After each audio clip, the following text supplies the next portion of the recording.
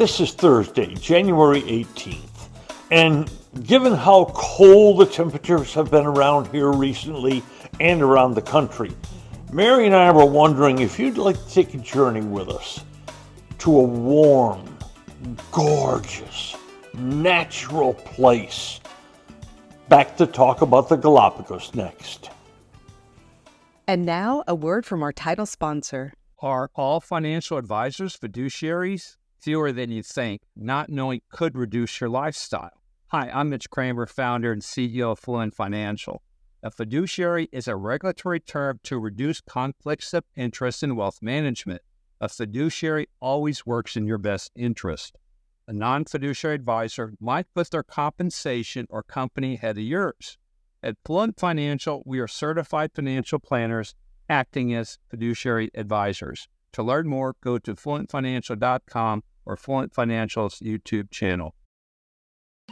What's damaged your roof? Hail, water, wind, maybe just age.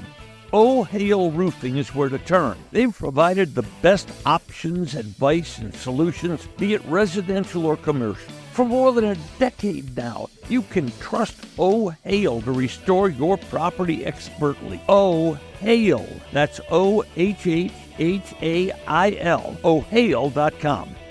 With seasonings, there seem to be so many, and then they just sit in your spice cabinet forever. That's not true of Goodness Steak Seasoning. I know the name steak suggests that it's very good on steak, which it is, but Goodness Steak Seasoning is so versatile. Use it on veggies, burgers, soups, even popcorn. Get it by going to the website bringthetasty.com. Goodness, this seasoning is good.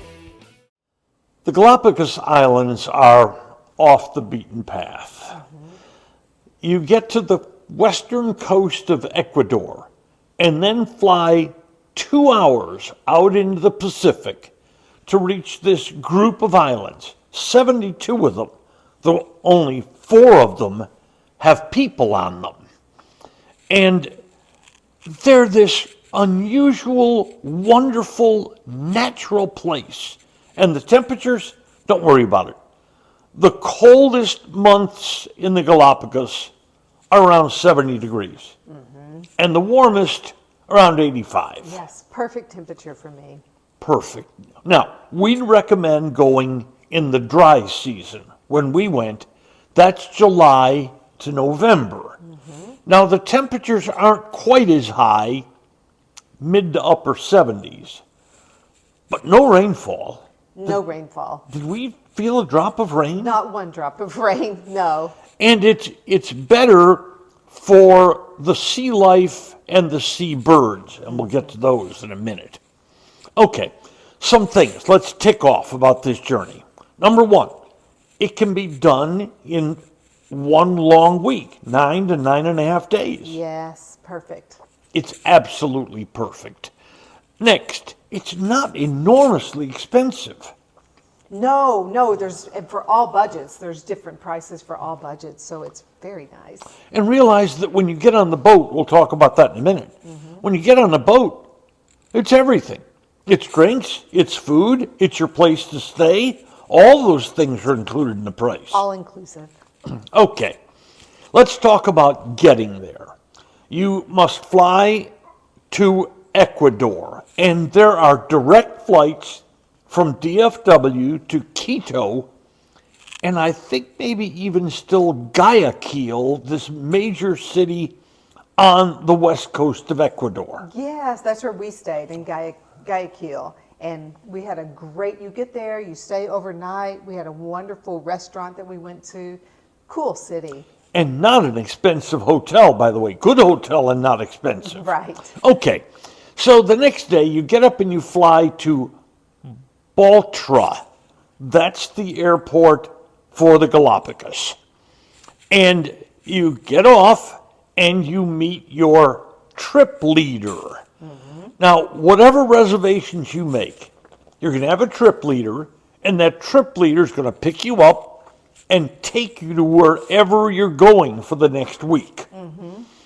Now, we would recommend the smallest boat possible. So the boat size that we were on was 8 cabins. 16 people maximum. Yes. And I think we had, There was like 80% occupancy there. So there was like 13 of us, I Yeah. believe, which was so nice. It was so intimate. It was so personal. And we got to know everybody on the boat. and we were the only Americans. We were the only Americans. There was Canadian, German. All over the world. Yeah, it was so people were great. there. And you ate dinner with them every night, and breakfast and lunch. Yeah. And you rotated. So you got to know everybody really well. Now, here's the reason we also recommend the small boat. Besides the intimacy, the small boat can maneuver into places on the islands that the big boats, and there are some big boats working these waters. Yes, there are. Yeah, those big vacation cruise ships carrying hundreds and hundreds of people work those waters, but they can't maneuver into the little places like the small boat can. No, you get on smaller boats and maneuver in, but I liked being like more up close and personal on our small boat. One last thing about the size of the boat. When you're going to go do activities, and we'll get to those in a moment, when you're going to go do activities, everybody gets in one large, thick rubber raft called a panga, and you all go do whatever you're going to do that day. Mm-hmm. And now, let's talk about the schedule, because the schedule's brilliant. Yes. Okay, you get up, you have breakfast. Everybody gets in the panga and goes and does something. Again, we'll get to the something in a minute. You come back to the ship. Lunch is ready. Yes. You siesta. Yes. And then you get up in the middle of the afternoon to go out and do your afternoon activity. But while you've been having lunch and siestaing, the boat has moved from one island to another. Yeah, that was like the cool part of it is you were always moving. So you were always seeing new, amazing lands. And Yeah. the lands and the islands are so different. Incredibly different. Mm-hmm. And that means that in a 6-day period, I think we made 12 island stops. Yes. And by the way, you're thinking, you see one island, you see them all. No. Yeah. They are all so unique and so very different. Some of them are flat. Some of them have major hills. Some of them incredibly lush. And some of them, not a blade of grass. Yeah. Completely volcanic lava. In fact, you walked on the volcanic lava. I did. Yeah. We had a hike. And the hike was amazing. But we were wearing shorts, most of us. But it was a little kind of scary when you're hiking on lava because if you slip and you fall, let me tell you, there is no grace for your knees at all. Yeah, lava's very unforgiving. Indeed. And by the way, those lava fields, they're only on a couple, 3 of the islands. Those lava fields, Charles Darwin may have walked those lava fields 150 or more years ago. Yeah, it was kind of cool, like thinking that like Charles Darwin was on this island and investigating everything that we were looking at. Yeah, this is the Galápagos is where Darwin spent about a half a year and did the majority of his research in the very, very important book, The Origin of the Species. Yeah, which is a fascinating book. Yeah. If you guys want to read that. It is. Okay. Now, let's go next to what you do. Okay. Hike. Climb. Climb, Walk. dive, snorkel. Swim. Sunbathe. You can do all those things on this Siesta, trip. read a book. And by the way, let's talk about the snorkeling first. I'm not a snorkeler. Now, Mary is. I'm also not a diver or a swimmer. But they take the panga to a place, one of the several places they took you all, to a place where if you snorkel, you're looking way down into what used to be a volcano. Yes. It's the caldera of a volcano. The guide said, hey, just jump over and hold the rope Yeah. and put your mask below the water. There must have been a million things moving down there. I know. Yeah. It's crazy. Yeah, it was mostly sea lions. And the sea lions are so cool because they'll just like swim right up to you and next to you and spin and jump. And so it was pretty cool. Enormous schools of fish, sea grasses waving all around. It's just a fascinating place. Yeah, it's a whole new world underwater. Okay, let's talk about another underwater experience you had. You went snorkeling. They took us into this bay where we could walk the beach. By the way, the beach is where the big giant green turtles lay their eggs. And you could see the turtle footprints in the sand. But Mary went snorkeling, and you had about, 30, 45 minutes. I decided to just relax on the beach. Okay, you're out there snorkeling. Tell us what happens toward the end of your snorkeling trip. Okay, right. So I'm snorkeling. It's amazing. It's beautiful. You're seeing all the fish. And I decide, okay, I'm going to turn around. I've seen enough.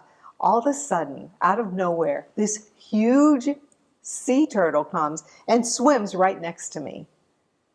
It was amazing. And swam next to you for how long? Oh, we swam together for like 15 minutes. So we're swimming and it's like he was right in front of me, and then he just kept looking back at me like, you're still there, right? Like, come on, let's go. I want to show you a little more of my land. And so we swam together for, oh my gosh, 15 minutes. And then it was time for me to head back. But it was amazing. It was such a beautiful experience. Now, please understand, we're talking sea turtles of this size. These are massive, massive living things. Oh, they're so big. Oh my gosh. I don't know how much they weigh. I don't either. We'll have to investigate that. We'll get to the tortoise in a minute, but let's go back to the beach.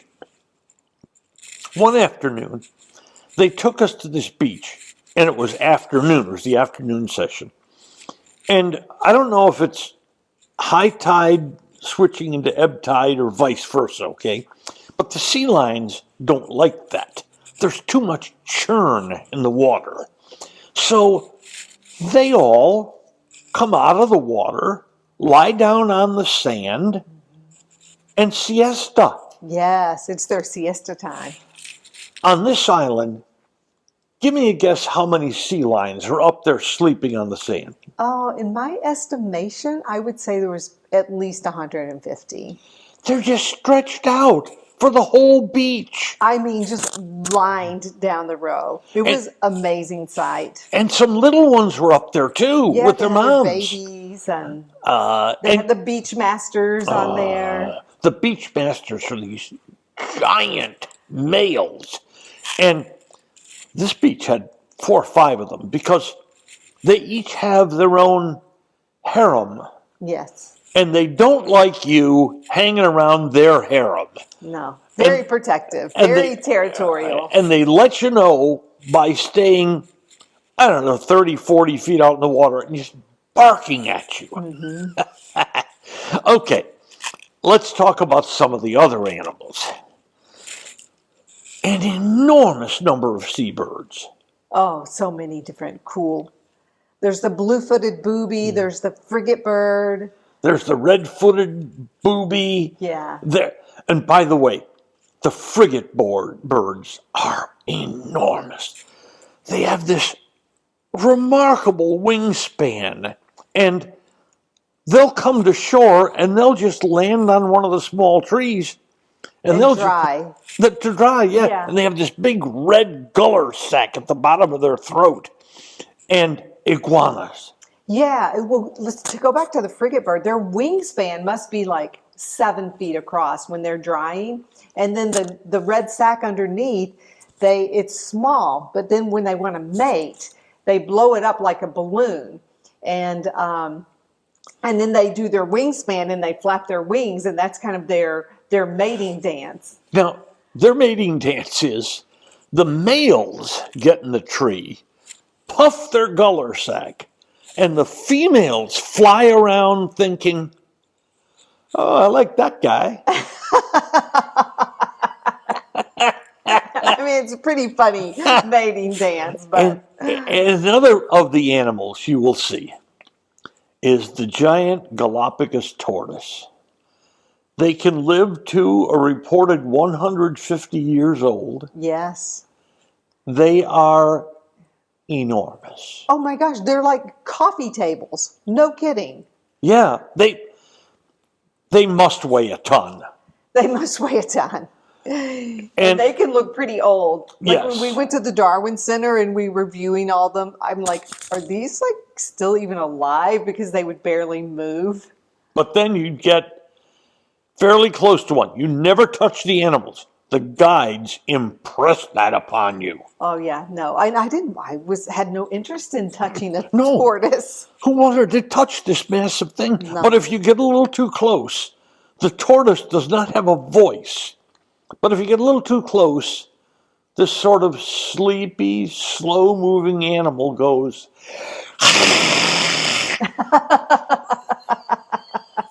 which causes you to jump back a little. Yeah, I'm like, okay, that one is still alive. Okay, two last things.